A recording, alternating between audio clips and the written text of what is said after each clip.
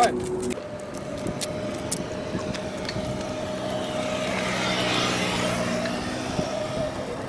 Môi con rơi. Rơi vào tối đau à? Gạt.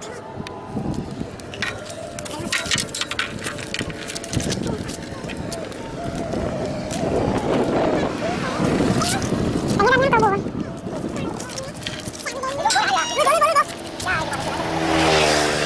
Ui trời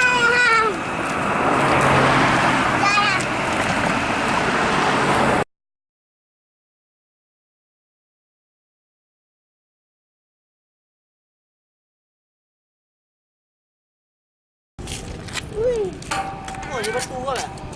Camina, dàn bể là camina. Đang đấy kiếm này. Dịch sang đây cho nó cũng lên. Đấy là 2 con. Cá đúc, cá căng. Để trên đất đấy. Kéo lên em á. Đục to kìa đi. Ai con đục to à. Ở trên này mà nó to là thôi chứ con như này. Ô các bạn ạ. Này, ngón tay tôi như thế này mà cả to quá các bạn này. Đấy. To hơn ngón tay tôi đó các bạn.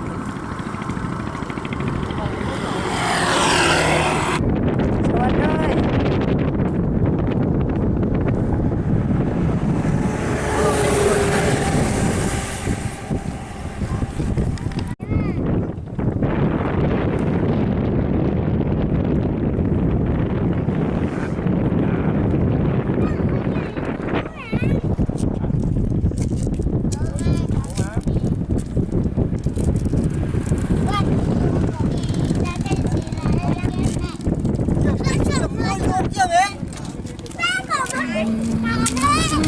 Ui luôn.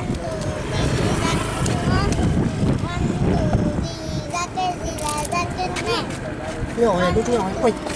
Ồ.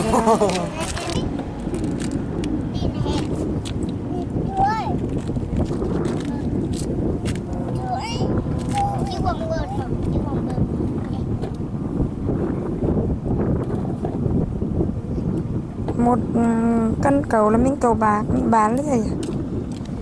Đá này 5 lưỡi. 5 lưỡi luôn.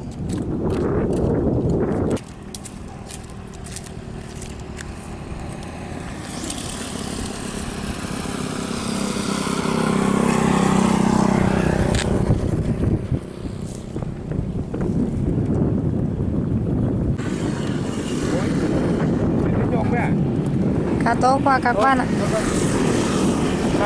Có lại không? Ồ, con nó đưa đó. To quá, to quá. Mà cuối cùng con sẽ ăn 6 chai lại nó bị cơm. Rồi rồi. Đừng dây mắt.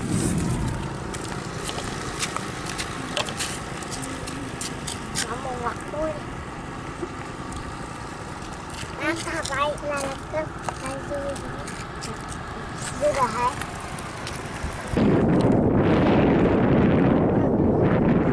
Tiếp tục trộn cấu. Trộn trên đi.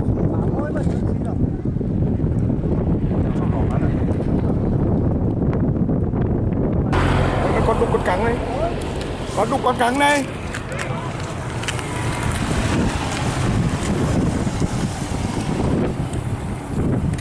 Nổ lại nó chuyển cấu lại nó cho thủng lên. Anh lô đánh con cá to rồi. Đi cái cắn gì đi.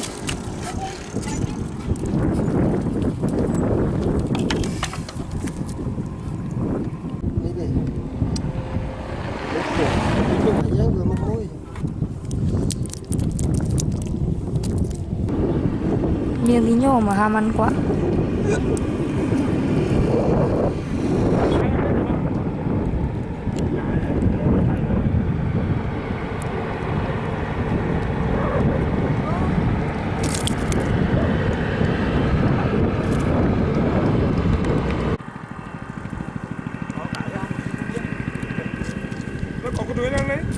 Hay quá. Một mũi 3 câu nhưng mà lại được 2 con cá.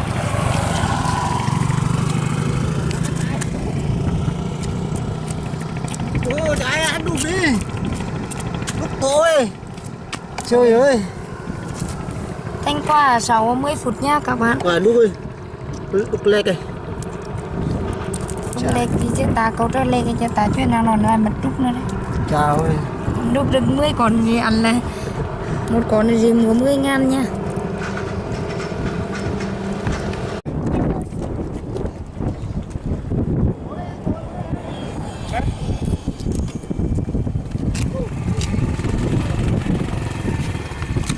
Cái đúc là quá để chạm ghế cái đấy nét tôi là cái nhìn thấy là cái nhảy xuống mà lại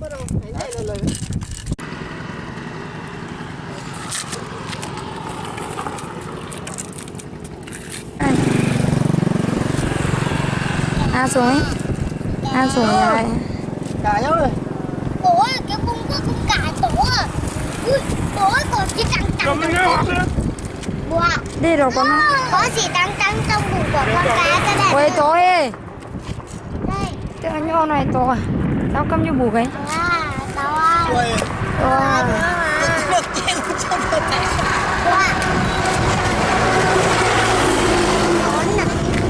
Wow. Con. to quá quay lại này đây cái con Đây. Đây chính là có một cái bụng. Cái gì trong trắng. ăn ăn trong chưa ăn nhá. chưa chứ ăn như mặc đây đây là con cá đúc nha Đây là con của nó nhá. Đây. Đây nhìn lại đi. Cha nhìn lại. Cha nhìn lại. Nó bắn phá là nói cả. cầu đây thế chả giờ chân đây thế Nhỏ bé phồn này. ơi là bắt cả vui Ôi tiếng. thôi tay tính lắm ha vì thì bật nó cấp lên gì Tiếng làm á, đây câu bật. Câu lồng tay đấy, đây câu bật. mình câu như được như một tiếng Cần gì? chứ đừng tiền Dạ. Không đến cái bờ lò. Nó đến như là mẹ đấy bờ lò.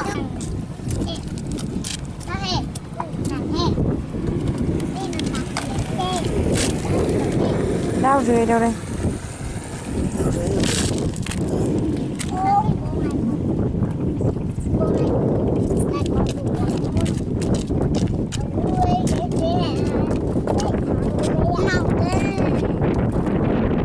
Lên chưa đây nè, tao tập xuống lên được. rồi cho lên lụt nhiều đấy chứ Hay là quần của đồng câu đây nè.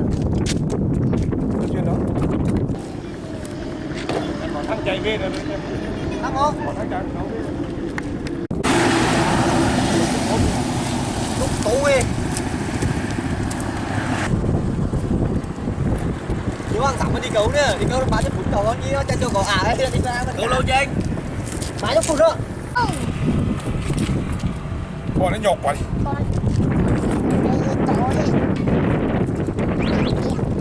Cái bún của mình là Việt. Ôi. Trời ơi. mặc cái đồ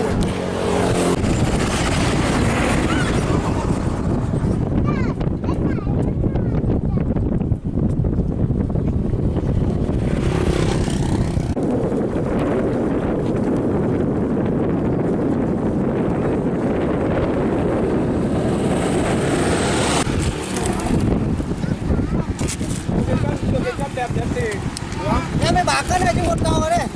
cho cái cắt đẹp để ông nói cái hết đôi là đi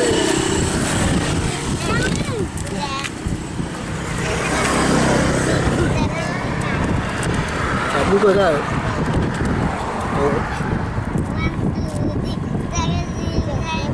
Phải cái bộ đó mà đúng không? Mấy con ăn rồi à. Em trốn ở đâu ra chị đâu em ăn rồi nó.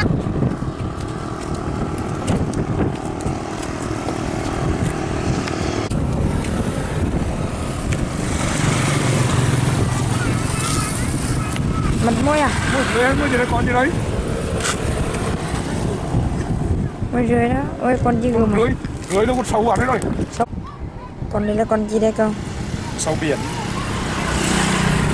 gì Con này là con sâu biển sò nha. lắm là sò những kiểu sâu rỏm đến bớt đó là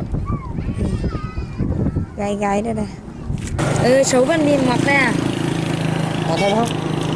À, anh ấy vẫn bin mặc luôn à? Mặc đóng mông sâu luôn à? Thì ghi không các bạn?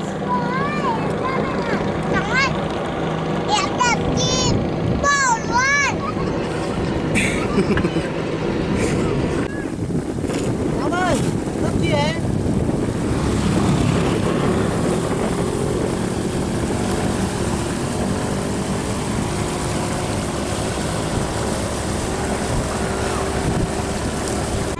Bắt con cắn lên cho lúc lúc phải cắn lên